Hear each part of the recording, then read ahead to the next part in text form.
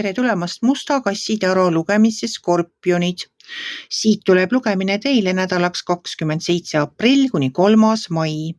Ma olen teile siia valmis pannud 7 kaarti. Vaatame, mis neil kaartidel teile siis selleks nädalaks öelda on.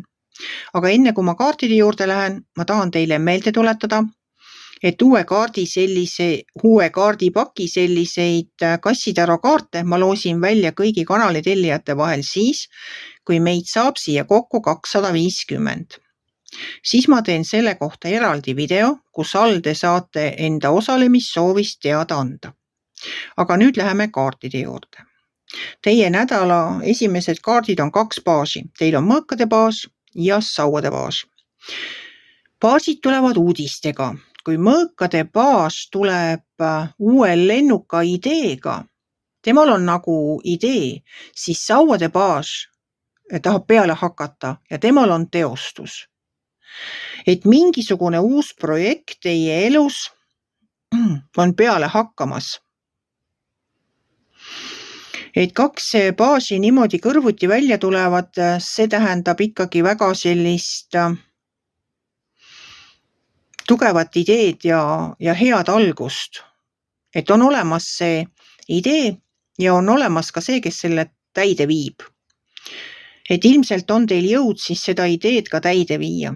Siis tuleb teil siin keisrinna. Keisrinna on külluse kaart. Keisrinna on armastuse kaart. Keisrinna on tingimusteta armastuse kaart. Tema armastab absoluutselt kõike ja kõiki. Tema on nagu maaema. Minu jaoks on tema nagu selline täiuslikkuse kehastus, kes aitab abivajajaid, kes toetab neid, kes toetamist vajavad, kellel on nagu kõik olemas. Nii palju on olemas, et ta võib ise jagada. Et ta on nagu tõesti selline headuse kehastus. Tohutu headus on temas, tarkus, kõik see hea, mis inimeses on temas olemas. Seal kõrval on kuukaart. Kuukaart on saladuste ilmsiks tulek. Kui mingi asi oli teie eest varjatud, siis kuukaart toob selle nüüd välja. All on teil siin karikate 9. Karikate 9 on soovide täitumise kaart. Mida te iganes olete soovinud, siis nüüd hakkavad need vaikselt täituma. Siis tuleb siit armastajate kaart. Armastajate kaart on valikud. Armastajate kaart tähendab seda, et tuleb valida enda unistuste ja reaalsuse vahel. Ma ei tea, millest te olete unistanud ja ma ka seda ei tea, mida te soovisite. Aga armastajate kaart tähendab valikut. Ja kuna siin kõrval, armastajate kaardi kõrval on teil sauade 10 raske koorma kaart, siis minu soovitus teile, ärge võtke enda õlgadele rohkem, kui te suudate kanda. Kui teil juba on raske koore, siis püüdke seda kuidagi delegeerida, seda jagada.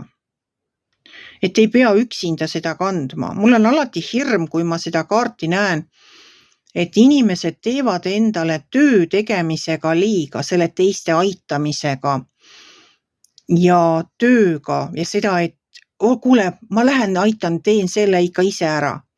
Ma teen seda ka nüüd ise. Ja sa istu ja puhka, ma lähen vaatan, ma teen selle ära. Ja ma jooksen siia sinu eest ja ma lähen sinna tema eest, ma käin teise eest poes, võtan töö juures mingid ülesanded enda õlgadele ja unustatakse ära ise ennast.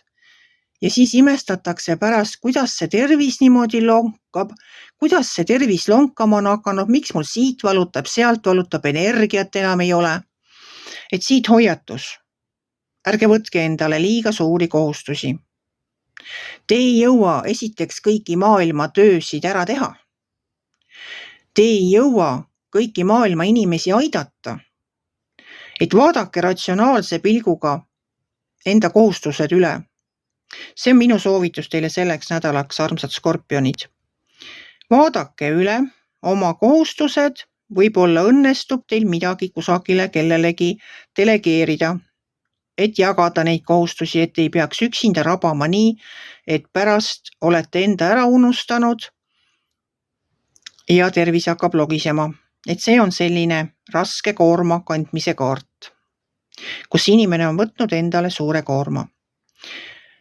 No ongi uued lennukad ideed, see tohutu headus, saladused, mis välja tulevad, soovide täitumine, unistuste ja päris elu vahel valimine ja raske koorma kaart, mida tuleks jagada. See on nagu selline kokkuvõte selleks nädalaks teile, armsad skorpionid. Kui teile minu lugemine meeldis, ärge olge kitsi. Pange ikka like pöial üles, võite ka kommenteerida. Kohtume järgmisel nädalal.